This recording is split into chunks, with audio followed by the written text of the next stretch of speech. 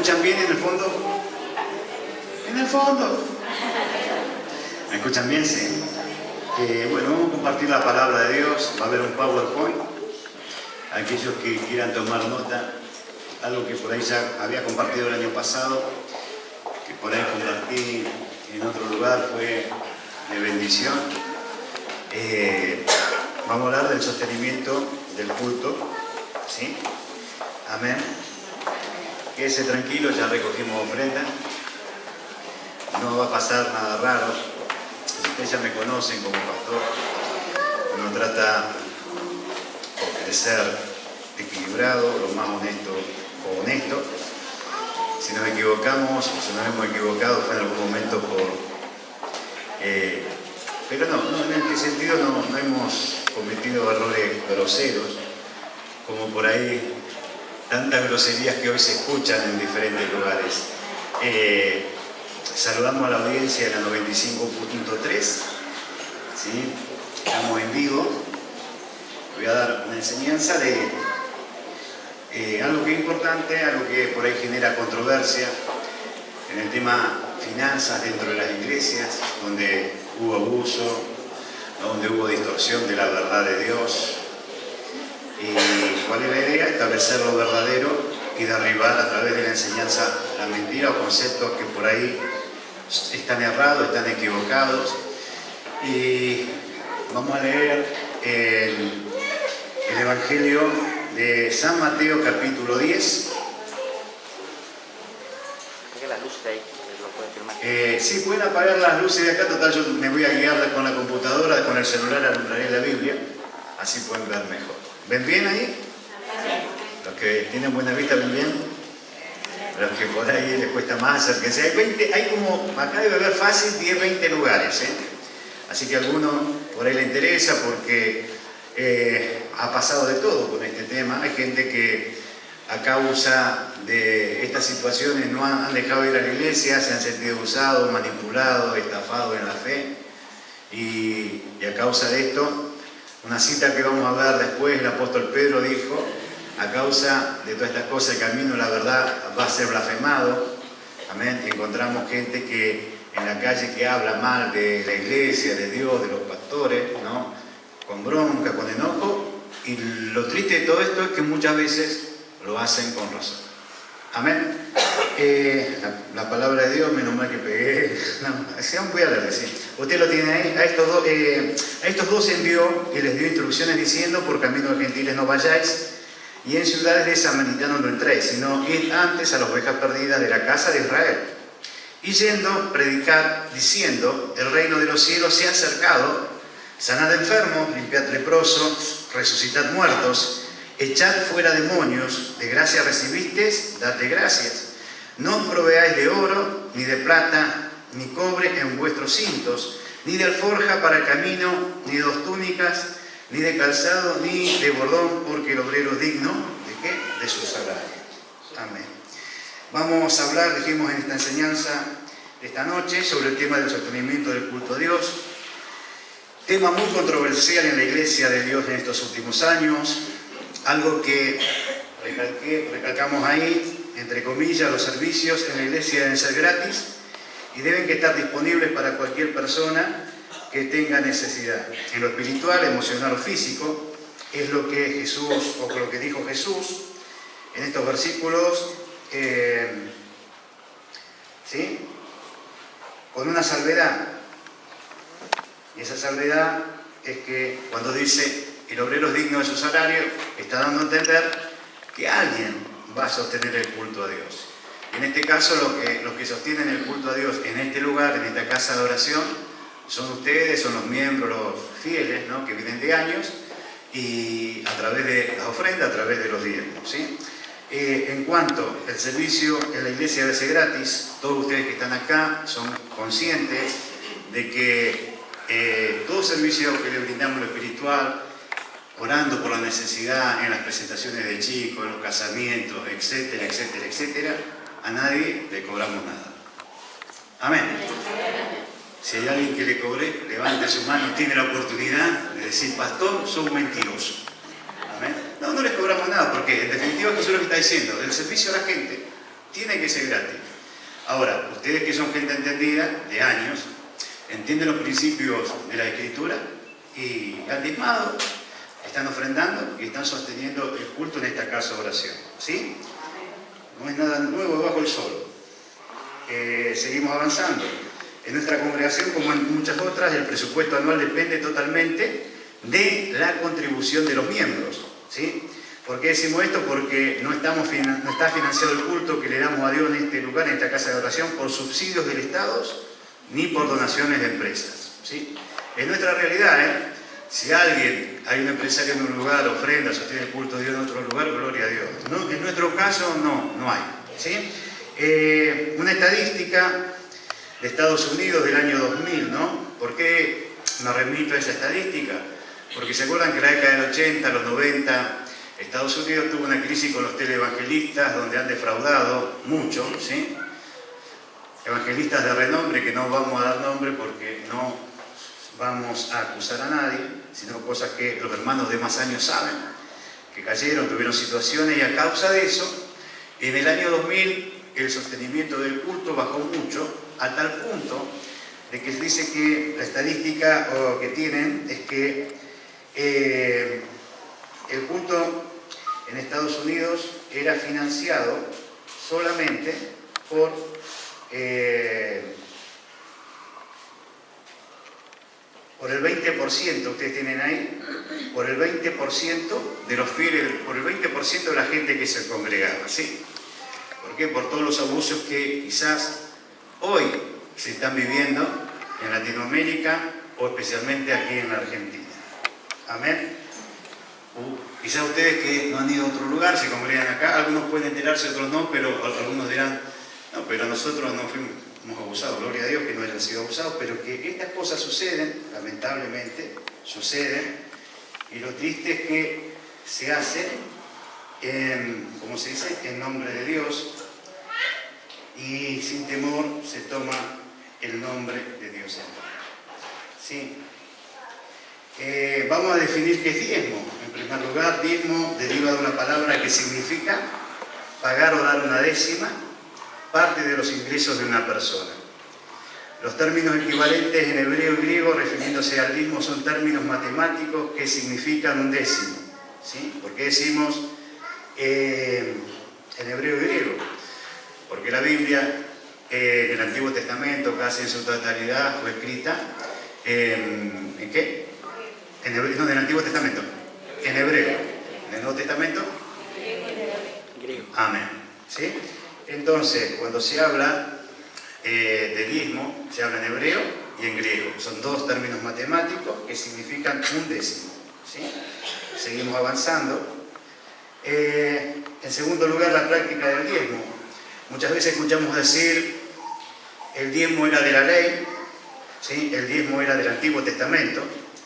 En el Nuevo Testamento no se diezma, no es obligatorio diezmar, etcétera, etcétera, etcétera. Hemos escuchado de esto en estos últimos años, una corriente fuerte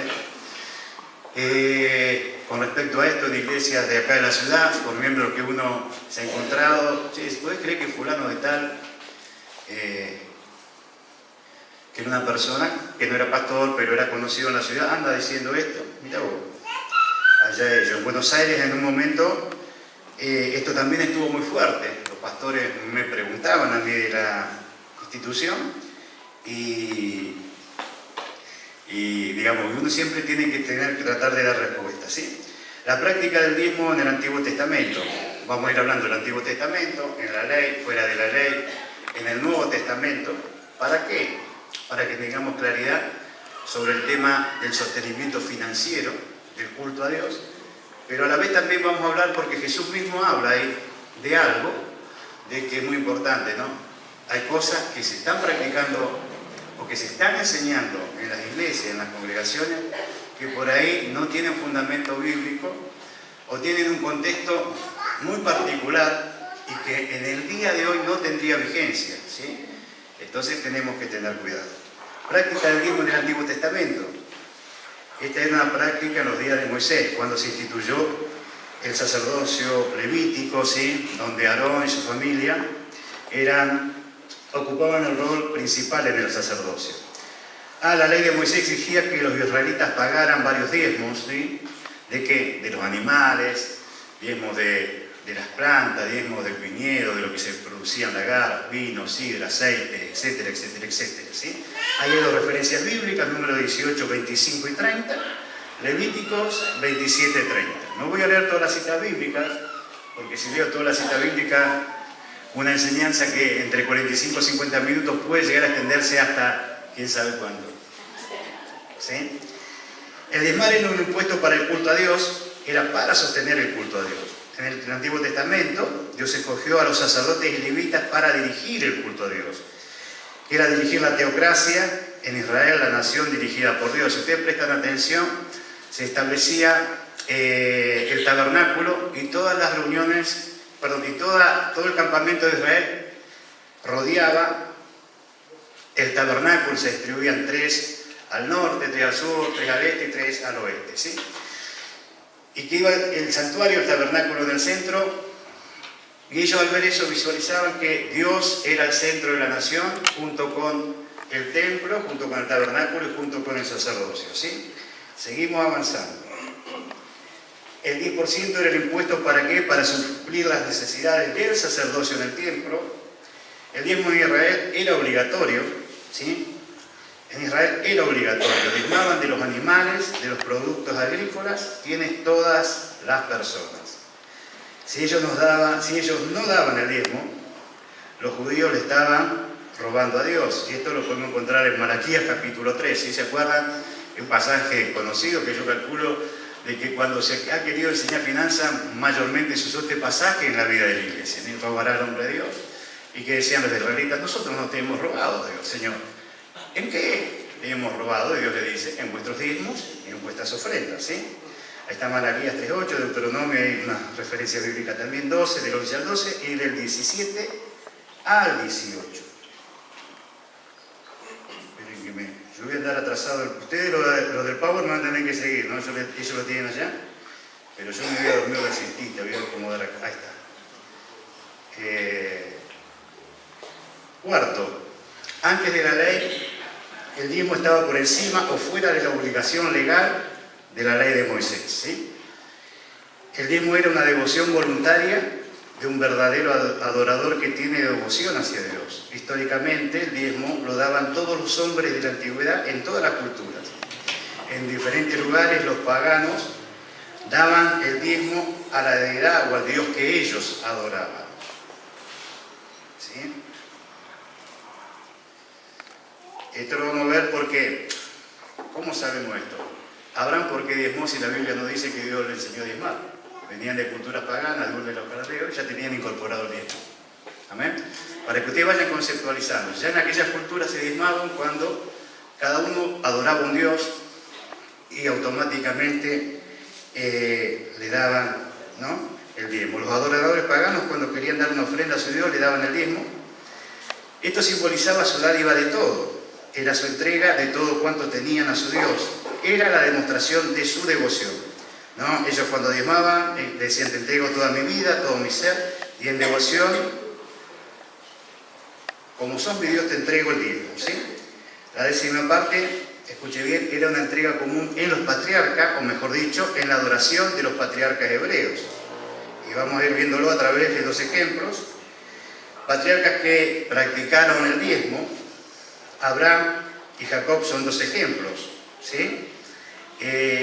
Abraham, allí en Génesis 14, 17 al 20, Dios le había dado una gran victoria. ¿Se acuerdan que sobre el rey Kedorlaomer, que se había unido con otros 3 reyes que habían vencido a 5 reyes? Entre ellos eran los reyes de Sodoma y Gomorra, donde vivía Lot. A Lot lo capturan, que era su sobrino. Dios, sí, lo tomaron prisionero, ¿no? A su sobrino Lot, Dios liberta a su sobrino y le permitió tomar gran botín, riqueza de oro, de plata y de objetos de valor. Ahora, cuando Abraham regresa a su casa, se encuentra con Melquisedec, rey y sacerdote del Dios Altísimo, a quien Abraham adorado, ¿sí? ¿Se acuerdan de este relato bíblico? Ahí está la referencia, yo le hago una síntesis para que ustedes vayan viendo de que lo que estamos hablando tiene fundamento en la Escritura, ¿sí? Tercero, Abraham da diezmo de todo. Vemos al patriarca agradecido a Dios por todo lo que había hecho por él, lo protegió, liberó a su sobrino al encontrarse con Melquisedec, sacerdote de Dios. En forma voluntaria y en devoción a Dios, da el diezmo a Melquisedec, sacerdote y representante de Dios. ¿Por qué diezma Abraham? Por devoción a Dios, no por ley ni por obligación. Amén. ¿Van entendiendo? Si no empiezo de nuevo, les digo una broma. No, la idea es que ustedes vayan comprendiendo, ¿sí? Jacob es el otro ejemplo, allí en Génesis 28, del 10 al 28. Voy más despacio porque si están tomando nota. Jacob huye de su hermano, Jacob Esaú, estábamos ahí apurados, huía del mismo, dijo. Vieron que uno estaba chequeando y al final se habíamos tipeado bien y que vieron que ese se escapa, lo tenemos ahí a la vez que no nos damos cuenta. No, escapa de Esaú. Dios se le aparece en una visión nocturna, en sueño, y le promete guardarlo en la nueva etapa de su vida que estaba llena de incertidumbre. ¿Por qué estaba llena de incertidumbre? Imagínense, engaña a su padre que estaba ciego, con su madre, matan un cabrito, le ponen la piel. Su papá, en un momento me parece que no es, pero le da la bendición de la primogenitura. Cuando su hermano se entera, lo quiere matar, ¿no? Y lo empieza a buscar, empieza la persecución para matarlo. Entonces, cuando tiene que huir de la casa de la noche a la mañana, su vida corría peligro, tenía que irse a otro lugar, y estaba lleno de incertidumbres. Cuando empezamos una nueva etapa en la vida, nosotros aquí tenemos muchas interrogantes: ¿cómo nos va a ir? ¿Va a ser para bien? ¿O va a ser para peor? ¿Qué irá a pasar de nosotros? Oramos, le pedimos a Dios, etcétera, etcétera. Y Jacob estaba lleno de incertidumbre, ¿sí? Ahora, cuando se despierta, Dios le visita. Cuando se despierta, reconoce que Dios le visitó. ¿Qué hace? Edifica un altar, adora a Dios, hace voto. Escuche bien, hace voto. Él hace voto, no pacta. Hace voto, no pacta. Hay diferencia. Hacer voto, yo prometo. Ellos prometían a Dios: si sucede esto, vos vas a ser mi Dios. No es lo que dice, un voto. No es un pacto con Dios donde se nos pide entregar dinero, ¿sí? Edifica un altar y adora a Dios, hace voto: si todo esto es verdad y me sucediere como me lo prometiste, fueres conmigo, me guardares, me dieres pan, provisión, ropa para vestir, y me trajeres en paz a la casa de mi padre, ¿sí? Yo le hice una pequeña parafrasis, una síntesis, ¿no? También: Jehová será mi Dios, esta piedra que pongo como señal o memorial en este lugar va a ser consagrado como casa, como su casa, como casa de Dios, como casa de oración, y como mi Dios te daré el diezmo de todo lo que me digas, ¿sí? ¿Se acuerdan de este relato bíblico? Amén, dice esto, ¿sí? A los maestros, los expositores, a la gente más años en la iglesia. Entonces, ¿qué podemos afirmar? O podemos afirmar de cómo lo hicieron los hombres en la antigüedad y los patriarcas antes de que fuera legalizado en la ley de Moisés. El diezmo nace de la voluntad de los adoradores que adoran en espíritu y en verdad. Amén. Nadie nos obliga, uno enseña cada tanto el tema finanzas. A nadie le decimos: no, vos tenés que hacer esto. No, enseñamos. El adorador, el que entiende, lo hace en forma voluntaria. Regresamos al Nuevo Testamento, lo dicho por Jesús allí en Mateo capítulo 10, versículo 5 al 10. ¿Sí?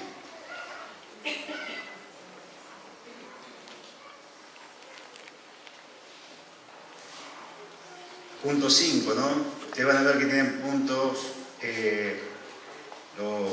en números romanos son los puntos principales. Jesús prepara a sus apóstoles, llamados también discípulos, ¿con quién? ¿Qué iba a establecer Jesús con ellos? La iglesia. ¿Sí? Con los apóstoles, Él iba a establecer la iglesia. Quédese tranquilo que no va a haber enseñanza apostólica ni nada por el estilo, ¿no? También se les llama discípulos. cuando Él llegó a establecer su iglesia y nuevo sacerdocio. ¿Sí? ¿Qué hace Jesús? Leíamos, nos envía a establecer su reino a través de ¿qué? De la predicación del Evangelio.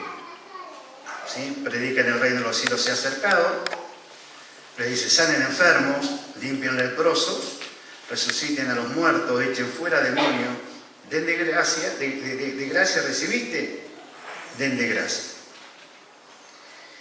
¿Qué le está diciendo? ¿No? Ahí tiene una definición, no practiquen la simonía. Lo dicho al principio, si alguien viene a la iglesia, a los que servimos necesitan ayuda espiritual, emocional, de salud, necesitan que Dios los ayude, el servicio, la administración que nosotros hacemos a la gente tiene que ser gratis. Amén. No tiene que traer nadie ningún sobrecito, nadie tiene que traer ningún pacto, nadie tiene que hacer ningún pacto ni nada por el estilo. ¿Sí?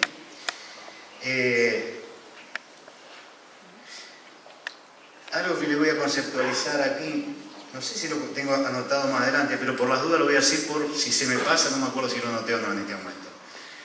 ¿Qué está diciendo? De gracia recibiste. ¿Qué recibimos? Un llamado, un don ministerial. ¿Sí? Que no es por hombre. El ministerio no es dado por hombre. Yo por más que quisiera decir soy pastor, mi hijo va a ser pastor, mis nietos van a ser pastores, yo podría decir lo que yo quiera. Yo no doy don de ministerio a nadie, porque no es de voluntad de hombre el tema ministerial. Es de voluntad de Dios. ¿Sí? Entonces, digo esto, ¿no? Yo recibí un ministerio pastoral, de enseñanza. Al margen de eso, Dios nos da otro bagaje de dones, los carismas. Puede ser palabra de ciencia, un don de diversidad de sanidad, de operación de milagros. Hay diversidad de dones, 9 carismas. ¿Y qué está diciendo Jesús? Recibieron un don, un llamado, un ministerio, recibieron carismas para administrar a la iglesia. ¿Cómo lo recibieron? Simplemente por gracia. Y así como lo recibieron simplemente por gracia, ustedes tienen que ministrar a aquellos necesitados que se acercan a buscarme a mí. Amén. Entonces, yo pongo ahí no practiquen la simonía, ¿no? Porque es algo que sucedió en la iglesia a través de los años. Lo he dicho al principio, si alguien viene a la iglesia, el servicio, la administración, diga conmigo, a las personas debe ser gratis. Muy bien, debe ser gratis. Amén. Si no es gratis, hay un problema. ¿Sí?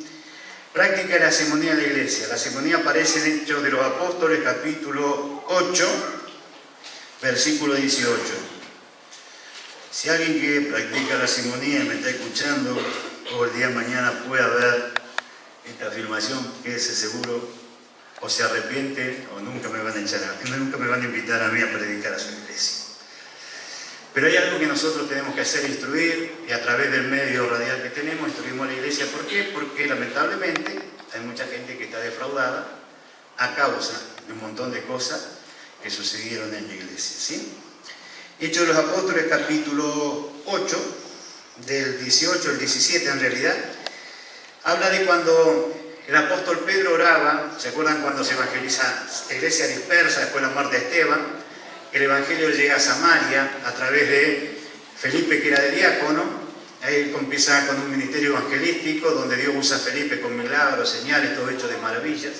Informa a los apóstoles de Jerusalén, los apóstoles de Jerusalén vienen, empiezan a orar por esos nuevos creyentes, y cuando ellos imponían las manos, los samaritanos recibían el bautismo del Espíritu Santo, así como lo habían recibido los 120 en Jerusalén y en los otros dos movimientos fuertes donde se convirtieron 3.000 y 5.000 personas. ¿Sí? ¿Qué sucedió? Estaba Simón el Mago, un hombre que engañaba en esa zona, en ese lugar, y cuando vio esto el tipo se enloqueció. Entonces les imponía las manos y recibían el Espíritu Santo. Cuando vio Simón que por la imposición de las manos de los apóstoles se daba el Espíritu Santo, le ofreció ¿qué? Dinero. ¿Les ofreció? Dinero.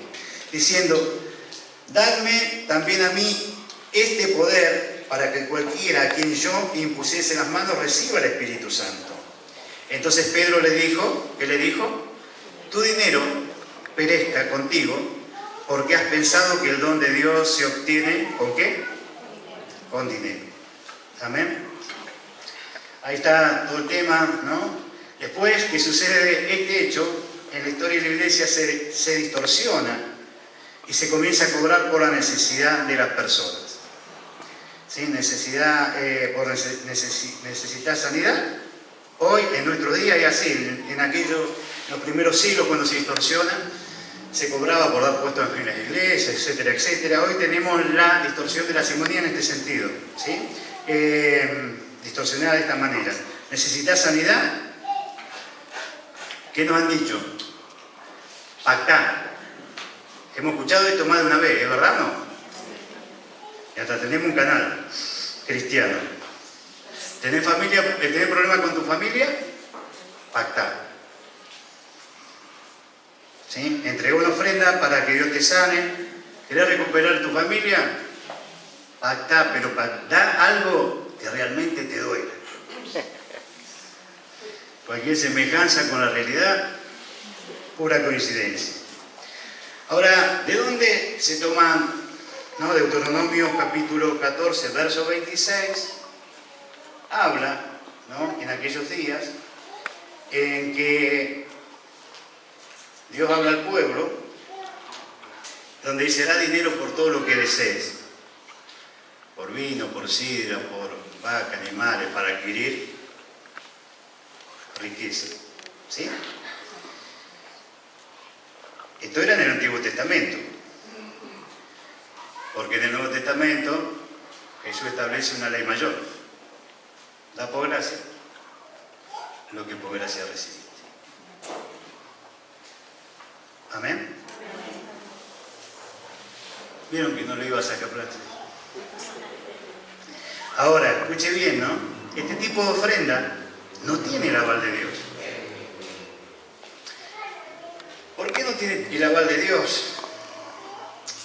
Si Pedro le dice a Simón, cuando quiere comprar, cuando quiere adquirir a través de una ofrenda, Pedro le dice, tu dinero perezca contigo.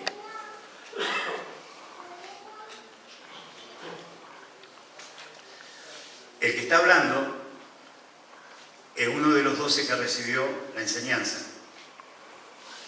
Dad de gracia lo que de gracia recibiste. Amén. Entonces Pedro le dice en el verso 20, tu dinero perezca contigo porque has pensado que el don de Dios se obtiene con dinero. Pedro está diciendo, yo no me voy a corromper con una ofrenda. Esto está mal. Dios no lo aprueba. Dios lo desaprueba. Es más, tu dinero perezca contigo. Presten atención, ¿no? Toda ofrenda que si hemos dado, y hemos dado así, porque esta corriente fuerte de prosperidad entró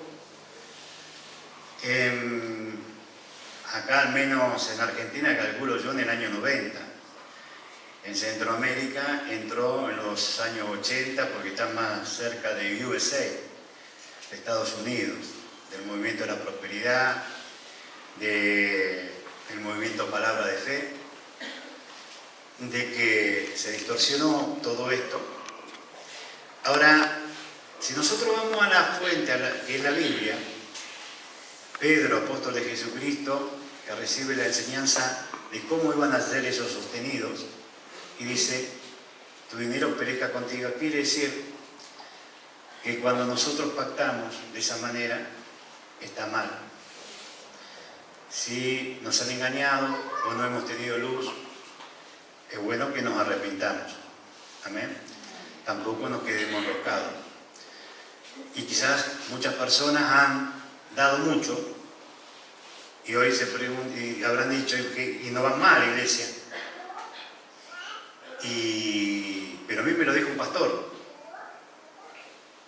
Pero Dios no lo aprueba. Yo puedo decir lo que quiera, pero Dios va a respaldar lo que realmente Él quiso decir o quiere decir en el contexto de su palabra.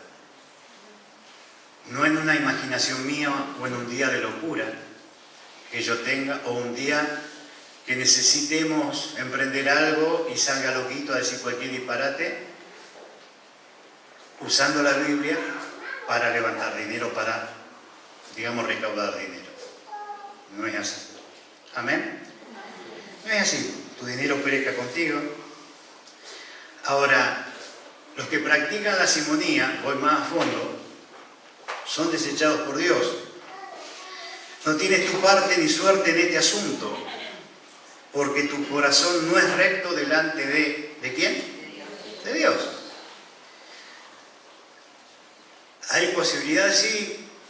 ¿Y cuál es la posibilidad de aquellos que practican la simonía? Arrepentirse.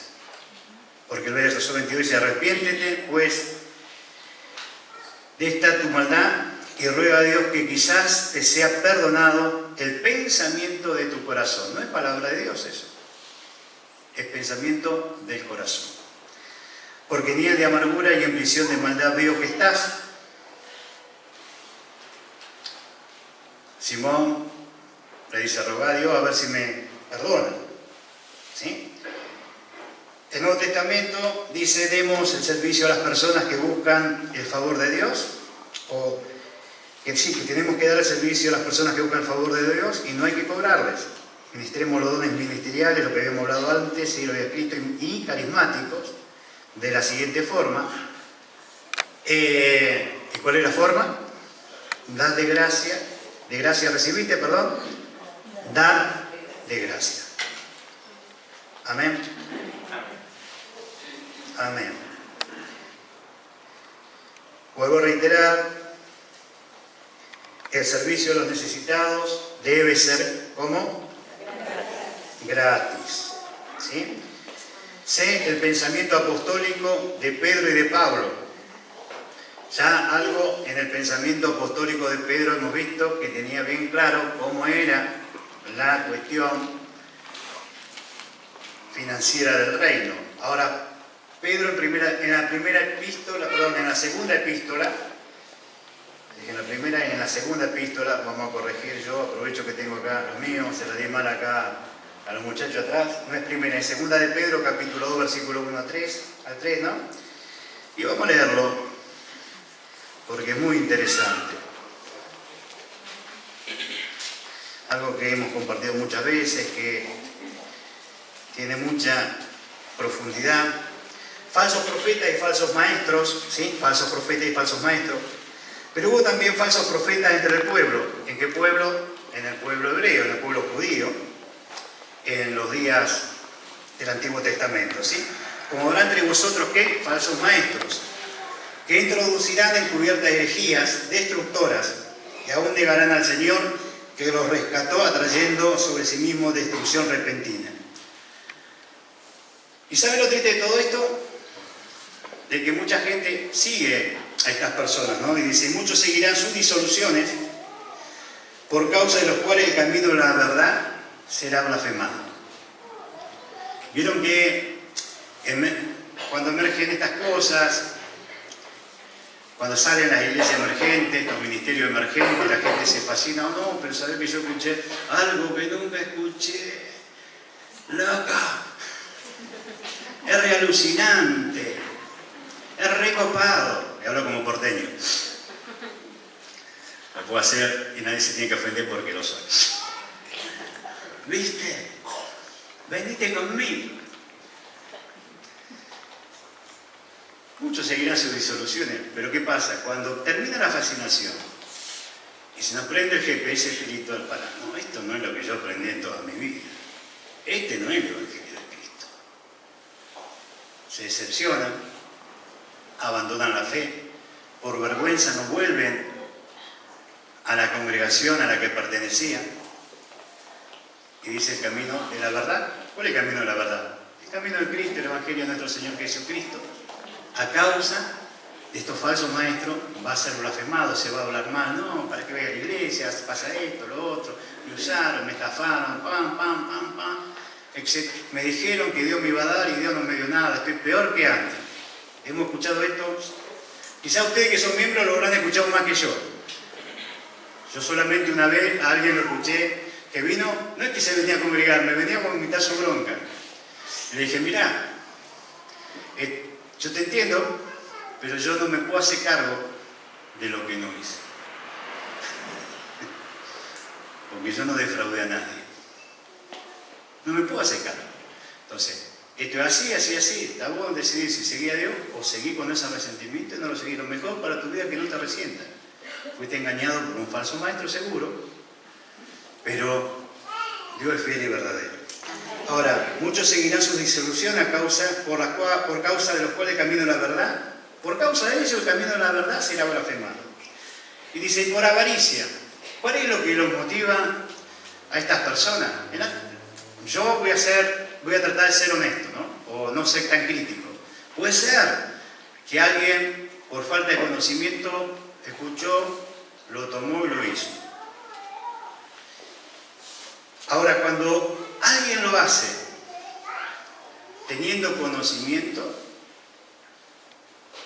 lo que lo motiva, no hay otra, es la avaricia. Y por avaricia, harán mercadería ¿de quién? De vosotros, de los creyentes, de nosotros.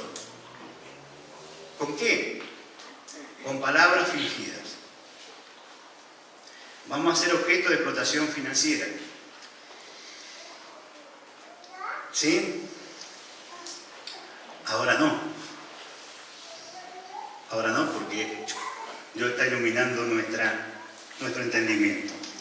Palabra fingida. Palabra viene del griego logos, que es palabra, es tratado, es doctrina, discurso, pero también es pensamiento. Fingida viene de otra palabra también griega, recordemos el Nuevo Testamento se escribe en griego, es plastos, es artificial, armado, fingido, inventado.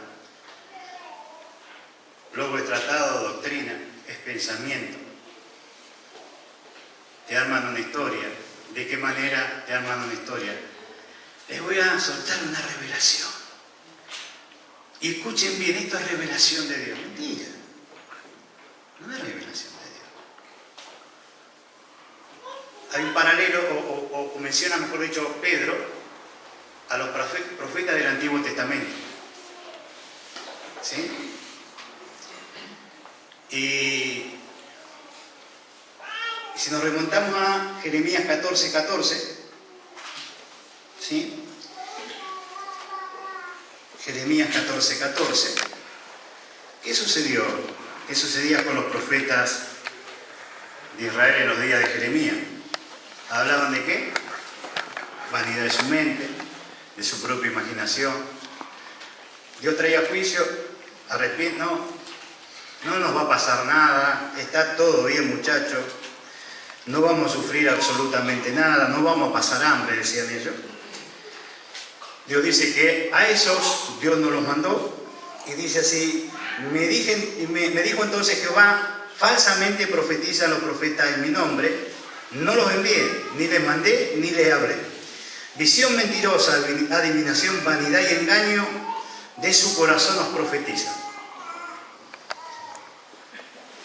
Entonces cuando dice con palabra fingida,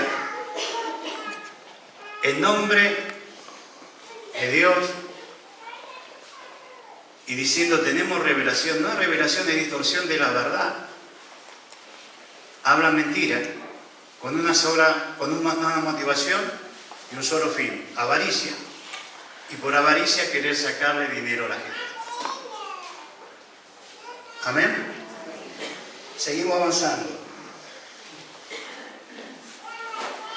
Aparte de revelación, no es una distorsión. Revelación es cuando Dios nos arroja luz en su verdad, en su palabra. Hoy estaba compartiendo algo en un devocional a los maestros de la escuela bíblica y le hablaba dándole un ejemplo que es revelación. ¿No le ha pasado, o solo a mí me ha pasado cuando compra algo nuevo, un electrodoméstico o algo tecnológico nuevo, los mismos televisores que salen hoy?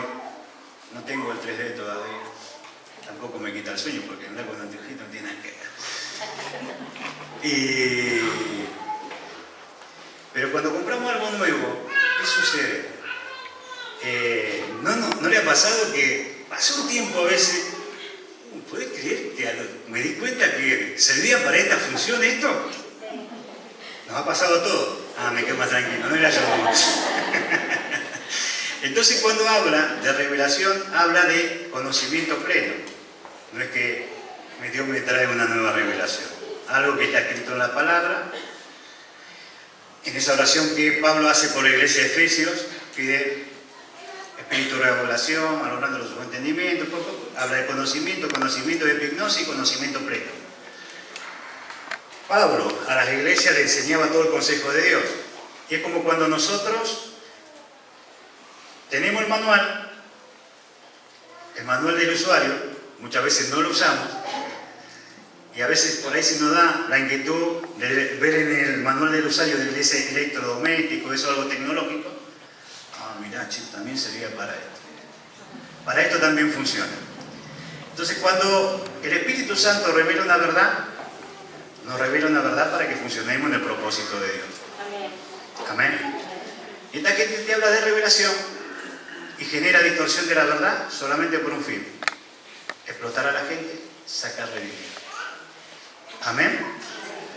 El apóstol Pablo se va de Efesios en Hechos capítulo 20, después de 3 años estableciendo la iglesia. Esto lo hemos hablado muchas veces aquí. Aquellos que no por ahí no han escuchado, Pablo establece la iglesia de Efesios, tuvo 3 años. Él dice que se va, que le dio todo el consejo de Dios, no se guardó nada, le enseñó todo, hasta llorando le enseñaba para que pudieran entender. Amén. Eran duros los de Efesios, que Pablo hasta lloraba. Les advierte que después de su partida se iban a levantar, iban a venir los lobos rapaces.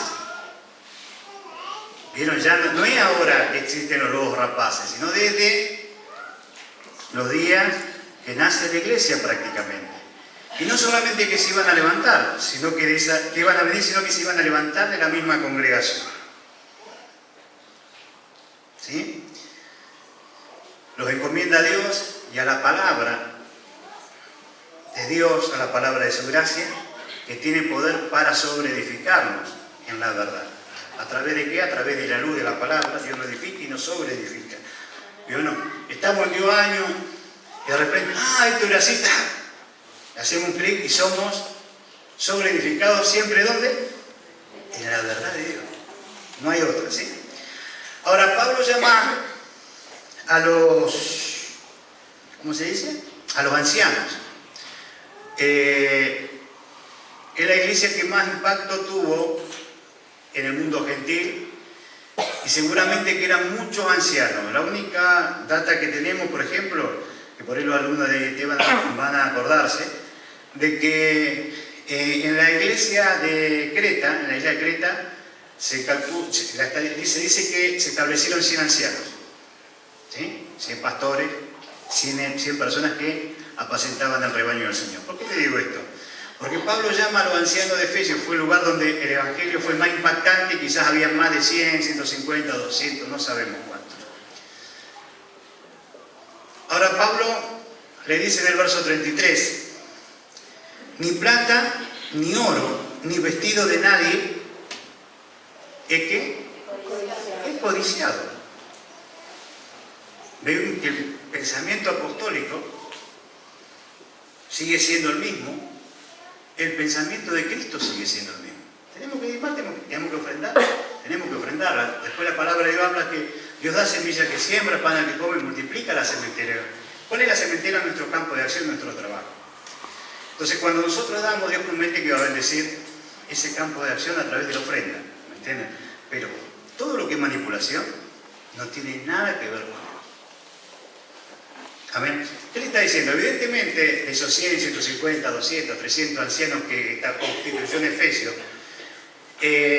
un lugar donde de mucho comercio, era una metrópoli, era una de las ciudades más importantes del Imperio Romano, porque este era el centro de adoración pagano a la diosa Diana, Afrodita, Astarte, ¿sí?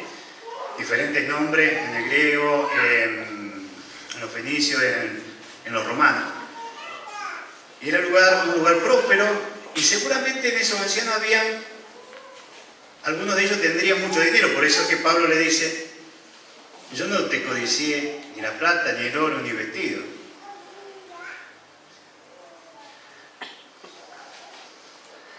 Al revés de cuando también se distorsiona la siembra, el hecho del dar, que dicen, sembrar el auto, sembrar la casa. Y en definitiva, ese ministro, por establecer el reino de Dios, su imperio personal, digo así, entre comillas, su imperio personal, está codiciándole el auto de alta gama, la casa, etcétera, etcétera. Amén. ¿Por qué semejanza con la realidad? Les digo una broma. Hoy los lobos rapaces manipulan para quedarse con todo esto, propiedades, auto, etcétera, practicando ¿qué? La simonía, pactar, entregar. Amén. Etcétera, etcétera. Que Dios tenga misericordia. Si hay alguno que está escuchando por ahí, hay una salida. Arrepiéntete, porque es todo el dinero que está levantando va a aparecer en el fuego eterno. Porque encima está usando el nombre de Dios en vano.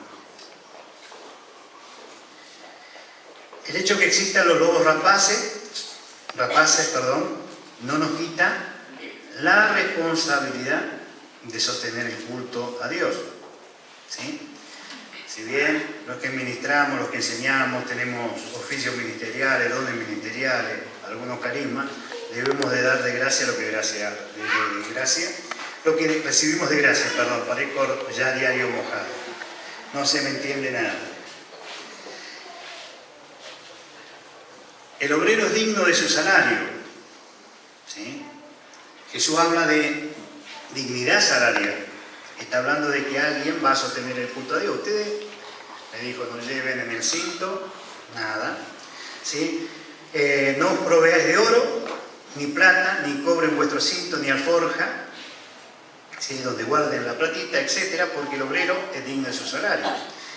Cuando habla de oro, habla de el áureo de oro, que era una moneda importante, era, digamos, un valor muy importante. Cuando habla de plata, habla del denario, ¿sí? Que era el equivalente a un día de trabajo. No lleven oro, no lleven plata, no lleven días de trabajo, porque el obrero es digno de su salario, ¿no? Cobre, con ese cobre es el haz de cobre, que todas estas eran monedas que circulaban en Palestina en los días en que Jesús está hablando sobre el tema. Ahora, ¿qué quería Jesús con ello? Jesús estaba fijando en la mente de sus servidores, de sus discípulos, de sus apóstoles, con quienes iba a establecer la iglesia, encargados de ¿qué? Del culto a Dios y nuevo sacerdocio.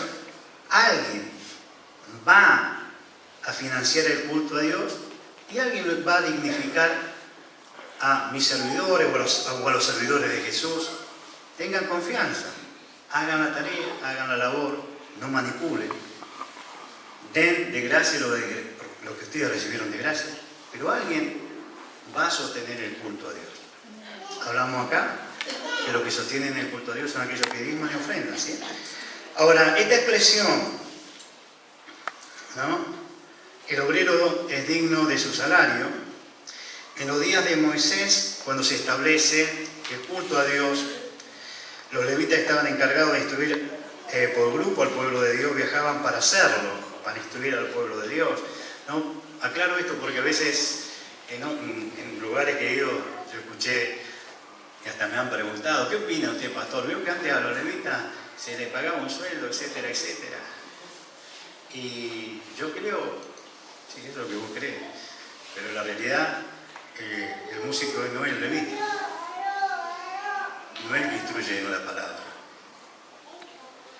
Son cosas diferentes, ¿sí? En esos días, sí, se calcula que habían 40 diezmadores por un levita. ¿sí? Personas que eran productivas en cuanto a recursos financieros, y ellos percibían el diezmo de 40 personas. Entonces, cuando Jesús está hablando de dignidad salarial, digamos, se puede tomar como referencia lo que sucedía en el Antiguo Testamento, o la dignificación que Jesús nos quiera dar puede llegar a ser superior, ¿sí? Por eso es que uno en estas cosas tiene que ser cauto, tiene que ser sabio. La finalidad es que a través del Evangelio uno no manipule, no se enriquezca, ¿me entienden? Como sucede en muchos casos, y hay lugares que se me están haciendo desastres. El día que Jesús quiera dignificar a algunos de sus servidores, no sabemos con cuánto lo va a hacer. Los que recibían diezmos, los diezmos que recibían los sacerdotes sería de la tribu de Leví, el sacerdocio arónico, tenían mandamiento de tomar diezmos según la ley. Y esto lo encontramos en Hebreos capítulo 7, verso 5.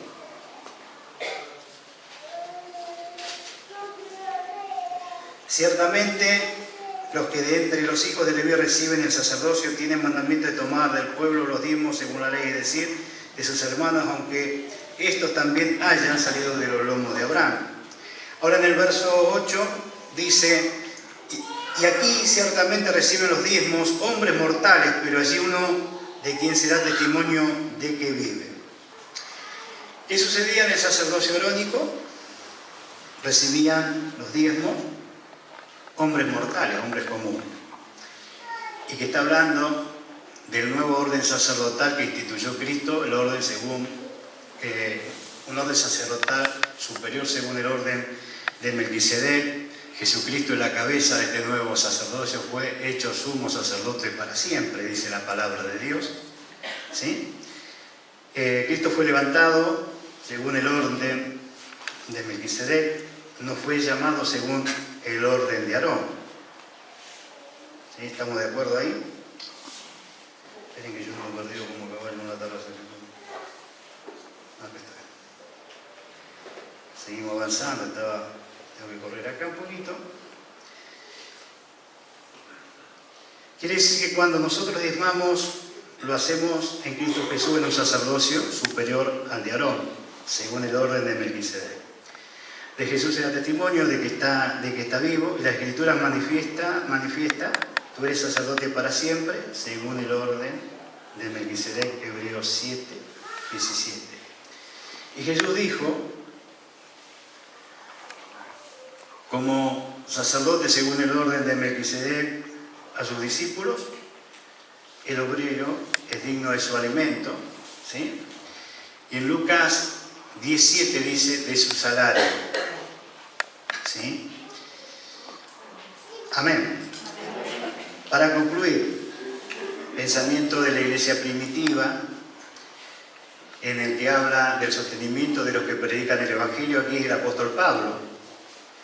¿Quién es el apóstol Pablo? El apóstol del mundo gentil, no judío, por lo tanto se identifica con nosotros. Y él expresa el mismo concepto de sostenimiento del culto a Dios, que demuestra que lo dicho por Jesús no ha cambiado. Amén. Y vamos a leer para concluir. Estuvimos bastante bien, en el tiempo, le digo. Primera de Corintios. Como ya terminamos, quería buscarle la Biblia para aquellos que por ahí no ven bien, están cerca, tienen ahí el proyector. Yo voy a dar lectura desde mi Biblia, los derechos ahora de un apóstol. En el verso 4, el apóstol Pablo dice, no, ¿qué pasaba en Corintios? Los corintios no lo reconocían el ministerio a Pablo, él era el pastor, el apóstol, el que estableció esa obra. Y estos hermanos lo sostenían a cualquier predicador itinerante que andaba, quizás le daban ofrenda, diezmo, etcétera, etcétera, pero a Pablo no. Entonces Pablo le dice esto, ¿acaso no tenemos derecho a comer y beber? ¿No tenemos derecho de traer con nosotros a una hermana como mujer? ¿O solo yo y Bernabé no tenemos derecho de no trabajar? ¿Quién fue jamás soldado a sus propias expensas? ¿Qué está diciendo? ¿Quién fue a la guerra y se financió solo la guerra? Nadie. Lo mandó el Estado, lo financió el Estado. Ahora, el ministro, el sacerdote, no pertenece a un Estado terrenal, pertenece al reino de Dios. Y la cabeza en el reino de Dios tiene Jesucristo, y que dijo Jesucristo, el obrero digno de su salario. Amén. Entonces, ¿cómo va a ser financiado? A través del recurso del reino de Dios, que es diezmo y ofrendas. Amén. ¿Quién fue jamás soldado sus propias despensas? Quien planta viña y no come de su fruto. Quien apacienta el rebaño y no toma de la leche del rebaño. Digo esto solo como hombre. No, dice esto también la ley. Porque en la ley de Moisés está escrito: no pondrás bozal al buey que trilla. ¿Tiene Dios cuidado de los bueyes? ¿O lo dice enteramente por nosotros? Pues por nosotros se escribió, porque con esperanza debe arar el que ara, y el que trilla con esperanza debe recibir el fruto. Verso 11 dice: si nosotros sembramos entre vosotros lo espiritual, es gran cosa si segaremos de vosotros lo material. Está diciendo, dando a entender que no. ¿Sí? Si otro participa de este derecho sobre vosotros, ¿cuánto más nosotros? Pero no hemos usado de ese derecho, sino que lo soportamos todo por no poner ningún obstáculo al Evangelio de Cristo. ¿Qué está diciendo Pablo? Hay gente que no lo va a entender. Y no se lo vamos a exigir, porque la idea es que crezca, que avance en el Señor, y si lo entiende, lo entiende, y si no lo entiende, que no lo entienda. ¿Sí? ¿Qué quiere decir esto? No debemos ir a apretar a nadie porque no da dinero ni colabora. ¿No lo entiende? No lo entiende. Alguien va a sostener el culto a Dios. Alguien me va a sostener, está diciendo el apóstol Pablo. ¿Sí? ¿Por qué digo no aprenden? Porque a veces, como se presionan, es una forma de apretar desde los púlpitos. ¿Sí? ¿No sabéis que los que trabajan en las cosas sagradas comen del templo? Y que los que sirven al altar del altar participan. Así también ordenó el Señor a los que anuncian el Evangelio, vivan del Evangelio. ¿Cuándo lo dijo eso Jesús? Porque el obrero es digno de su salario, es digno de su alimento. Amén. Esperemos que esta enseñanza les sea de bendición, no solamente a ustedes que están aquí, a aquellas personas que quizás nos están escuchando por la señal de la 95.3, o aquellas personas que lo van a escuchar cuando se repita este mensaje que está grabado. Amén. Esta es la realidad. Nos encontramos en la necesidad de enseñar.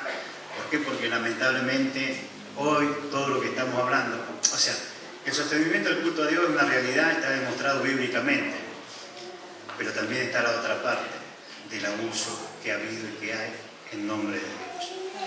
¿Sí? Entonces, ¿cuál es la idea? De que si alguien fue decepcionado, defraudado, manipulado, pueda entender qué es lo correcto y qué es lo incorrecto. ¿Para qué? Para que nadie más engañe, nadie más manipule. Siempre Dios se proveyó de sostenimiento ¿para quién? Para sus servidores. Del Antiguo Testamento a los levitas y a los sacerdotes era el diezmo. En el Nuevo Testamento no cambia. Ahora, hay un bache en el Antiguo Testamento que voy a redondear un concepto más que por ahí no lo puse en PowerPoint. En diferentes lugares se dice la ofrenda del profeta. ¿Han escuchado eso? Honrar al profeta, traer una ofrenda. ¿Y saben que en la antigüedad, cuando la nación se corrompió, los profetas ejercieron un sacerdocio, fueron los voceros de Dios? ¿Y qué sucedía? 1 Samuel capítulo 9, no me acuerdo bien el versículo, creo que es 8. Si la memoria no me falla, si no es 9 seguro, búsquelo después en su casa. Y si está el PowerPoint y me quieren ayudar, si había un varón en Benjamín, se me pinchó la persona. A ver, había un varón de Benjamín, hombre valeroso, el cual se llamaba así. ¿Ese cuál es? 8, no, 9, No, el 8. 9, 8. Entonces volvió el criado y respondió a Saúl, diciendo: he aquí, ya en mi mano una cuarta parte de un ciclo de plata, 3 gramos de plata, Esto daría al varón de Dios para que nos declare nuestro camino. ¿Qué se acostumbraba en aquellos días? Llevarle una dádiva, un presente, un regalo, ya sea de comestible o así, como lo hacían. Segunda de Reyes, capítulo 5, la historia de Naamán. ¿Se acuerdan qué hizo el general y qué pasó con Jesse? ¿Qué hizo? Le mandó a Eliseo camellos con un montón de regalos que en el caso ese puntual Eliseo no lo quiso recibir. ¿Sí? Era la forma en que Dios proveía, siempre proveyó para sus siervos, y era la forma en que se proveía a los profetas siervos de Dios en el Antiguo Testamento. Ahora escúchenme bien. Si yo como pastor les digo a ustedes, voy a ir a su casa, que esto pasa en todos lados, y prepárenme la ofrenda del profeta, un sobrecito, para orar por su necesidad. Piénselo bien, ¿qué simonía? ¿Qué simonía? Cobrar por dar, por ministrar el don de Dios. Porque si hablamos de diezmo, de ofrenda, y la iglesia colabora, y yo como pastor hago eso, diría Daniel Petricio, hijo de Dios. Hijo de Dios, soy un desgraciado, sería un desgraciado. Amén, sería un desgraciado. ¿Por qué le digo esto? Porque todas estas teologías reveladoras, entre comillas, de la propia imaginación de estos maestros que hoy circulan, las quieren ir instalando en diferentes lugares. Y la realidad es que como pastor uno tiene la obligación de enseñar la palabra de Dios correctamente. ¿Para qué? Para que ustedes crezcan sanos, bien, para la honra y la gloria de Dios. Y si alguien fue defraudado por uno de estos hijos de Dios, déjelo en manos de Dios, usted siga a Cristo y haga lo que Dios le pone en su corazón. Le pone el querer y el hacer por su buena voluntad. Es Dios. Vamos a darle gracias al Señor en esta noche por su palabra. Rey de gloria, en esta hora te alabamos, te bendecimos, te damos gracias, porque tú eres bueno, porque para siempre es tu misericordia y tu verdad. Y porque tú nos hablas con amor eterno. Espíritu Santo, te pido que en esta tarde tu presencia, Señor, esté obrando en la mente, en el corazón de tus hijos, y tú sabes todas las cosas. Tú sabes lo que diferentes hermanos han vivido, han experimentado en diferentes lugares, pero tu palabra es verdad. Tu palabra es verdad. Y tu palabra, Señor, es una antorcha que alumbra nuestro camino. Y esa antorcha que hoy se enciende, Señor, para alumbrar nuestro camino, nuestra entrada, nuestro andar diario. Ilumine nuestro entendimiento con tu verdad. Que tú traigas sanidad, Señor, sobre todas aquellas cosas que quizás alguno fue abusado, alguno fue manipulado en tu nombre. Te pedimos, Señor, que tú quebrantes todo poder del mal, todo aquello que se pueda desatar en contra de un altar, Señor amado, que tú no estableciste para adoración tuya. Quebrantamos toda manipulación, aún toda hechicería, Señor, en contra de la vida de tus hijos, y declaro liberación, declaro tu poder en esta hora, en el nombre de Jesús de Nazaret. Y te pedimos por aquellos, Señor, que quizás por ignorancia y aquellos quizás porque tienen mala intención, para que puedan proceder al arrepentimiento y volverse a ti de todo corazón, y arrepentirse de toda práctica, Señor amado, que están haciendo, Señor, en diferentes lugares, Señor amado, en tu nombre, cuando tú no estás avalando ni aprobando absolutamente nada. Ten misericordia, Señor amado, ¿no? Porque atrás de esas personas hay muchas vidas, Señor, que están escuchándolo, Señor amado, como receptores de la palabra, del Evangelio de Jesucristo, que realmente no lo ves. Y también todas esas congregaciones, Señor amado, puedan enderezar su rumbo, enderezar su camino para alcanzar la eternidad. Señor, como tú dijiste, o como el apóstol oraba allí en Hechos de los Apóstoles, una vez más encomiendo a esta congregación a ti y a la palabra de tu gracia, la cual tiene poder para sobreedificarnos en Cristo Jesús. Amén, Señor, y amén. Pasa, Juan.